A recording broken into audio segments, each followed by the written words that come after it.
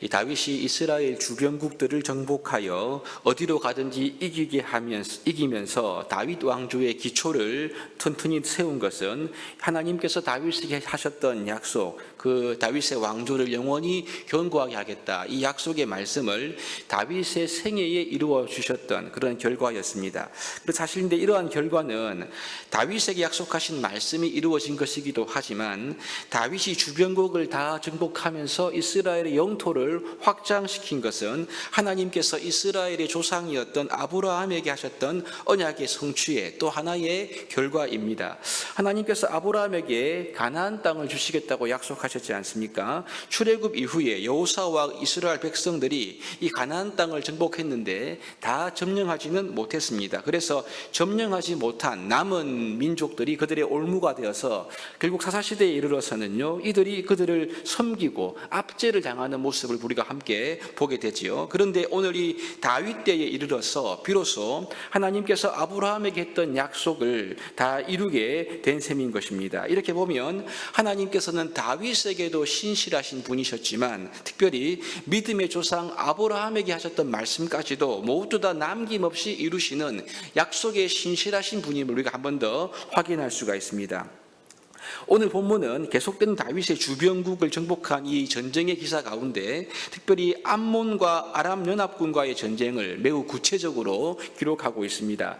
오늘 본문에 기록된 암몬과 그리고 아람 연합군과의 전쟁 역시 하나님께서 아브라함에게 하셨던 언약의 내용을 떠올리게 합니다. 그것은 너를 축복하는 자에게 내가 축복하고 너를 저주하는 자에게 내가 저주하겠다고 하셨던 말씀이죠. 하나님께서는 이 언약의 백성을 저주하고 대적하는 사람과 나라들에 대해서는 망하게 하신다, 이 메시지가 오늘 본문 가운데 들어 있습니다. 여러분, 오늘 본문 특별히 암몬 자손의 왕 나하스가 죽는 이야기로 시작하고 있는데요, 구체적인 이유는 성경에 언급되어 있지 않지만 다윗은 암몬의 나하스 왕과 매우 우호적인 관계였던 것은 분명한 것 같습니다. 그래서 나하스가 죽고 난 뒤 그의 아들 하눈이 왕이 되었을 때 다윗은 이 나하스의 호의를 보답하기 위하여 조문사절단을 암몬에 보내게 됩니다. 이것은 다윗의 진심이 담겨있는 그러한 행동이었는데요, 하지만 나하스의 아들 하눈과 그의 신하들은 이 다윗이 조문사절단을 보낸 것을 마치 전쟁을 하기 위해서 암몬을 엿보고 정탐하여 전복시키기 위한 그러한 의도로 보았습니다. 만일 여러분 그렇다면 그냥 정중하게 이 사절단을 보내면 되는데 하눈이 아주 악한 행동을 하지요. 신하들을 잡아서 그들의 수염을 깎고 의복을 볼기 중간까지 이렇게 자르면서 모욕과 수치를 주는 그러한 행위를 서슴지 않고 행했습니다.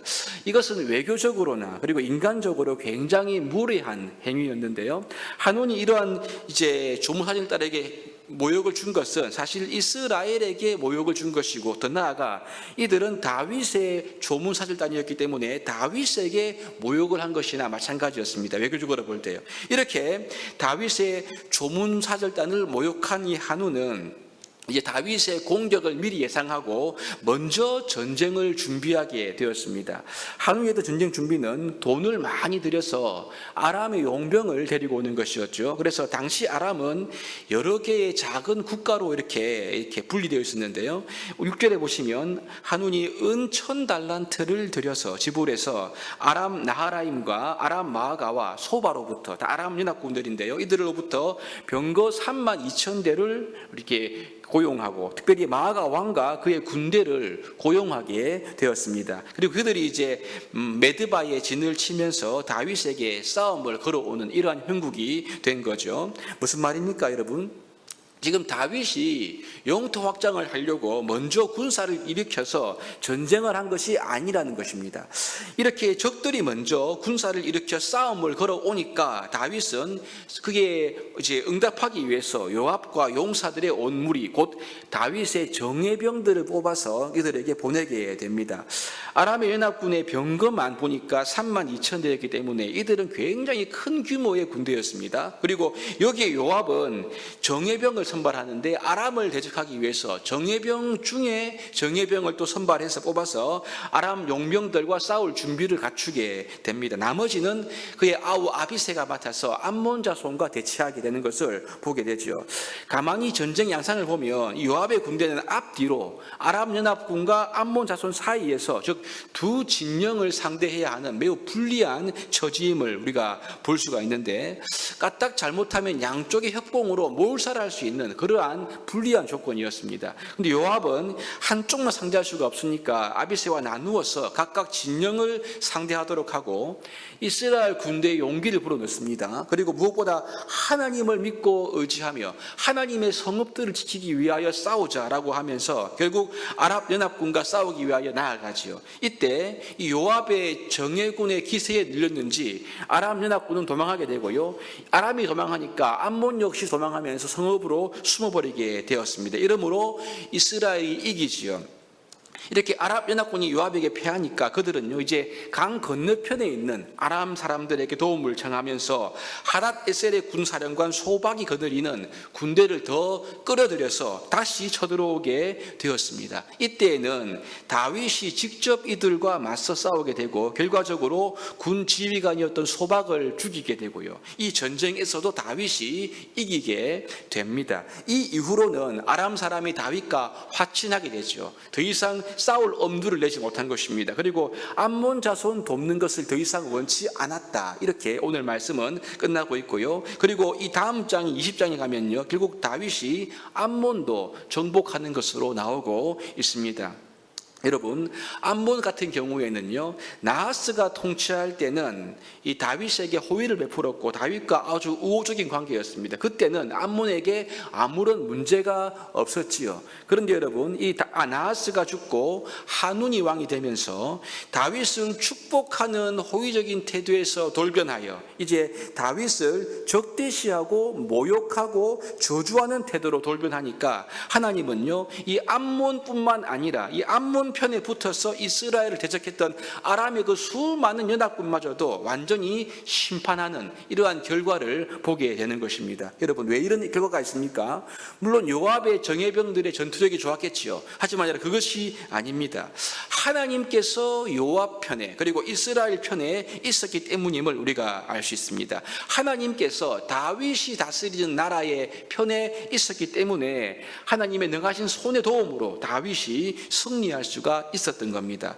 여러분, 그러므로 이 다윗이 다스리는 나라는 하나님께서 아브라함에게 하셨던 언약의 복, 그것이 무엇입니까? 너를 축복하는 자에게 내가 축복하고 너를 저주하는 자에게 내가 저주하겠다. 이 복을 지금 이스라엘이 소유하고 있었던 것을 보게 되지요.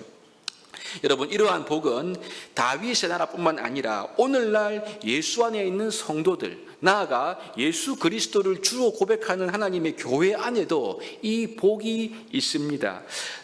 너를 축복하는 자에게 내가 축복하고 너를 저주하는 자에게 내가 저주하겠다. 이 복은 우리 믿는 자에게도 하나님이 함께 하시고 부어주시는 놀라운 축복인 거죠.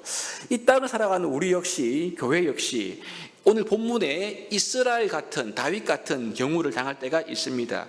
우리의 선한 의도와는 달리 세상에 의해서 오해를 받을 때가 있지 않습니까? 나아가 세상 사람들에 의해서 모욕과 핍박을 받을 때도 있습니다.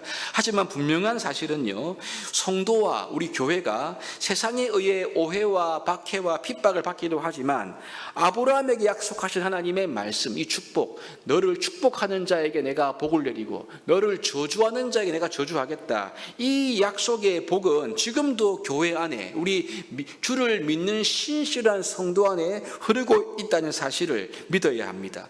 따라서 세상이 우리를 오해하고 박해하고 위협할 수 있지만 교회와 성리는 하나님의 놀라운 선하신 은혜와 승리를 가지고 있는 존재로서 세상을 향한 축복의 통로일 뿐만 아니라 세상을 향한 하나님의 심판의 통로임을 우리가 믿고 자부심을 가져야 하는 거죠. 거죠. 여러분 기억하십시오. 교회와 이 땅의 성도는 마치 다윗의 군대, 요압의 정예군처럼 한 사람이 천을 내어 쫓을 수 있는 하나님의 도우심과 은혜로 인하여 하나님의 주시는 승리를 누리는 존재임을 믿어야 합니다. 왜냐하면 그리스도를 믿는 우리에게는요, 하나님의 이 영예와 하나님의 임재와 하나님의 언약의 복이 약속되어 있기 때문입니다. 이런 복이 있으니까 우리가 세상을 향하여 거드름을 피우고 세상을 위협하고 힘을 과시하는 그런 말이 아니죠. 오히려 세상이 우리를 오해하고 박해하고 위협한다고 해서 우리는요, 세상을 향하여 결코 위축될 필요가 없다는 것을 오늘 본문이 우리에게 말씀하고 있습니다. 사무엘상 2장 10절에 이런 말씀이 있는데요, 여호와를 대적하는 자는 산산이 깨어질 것이다, 이런 말씀을 하고 있습니다.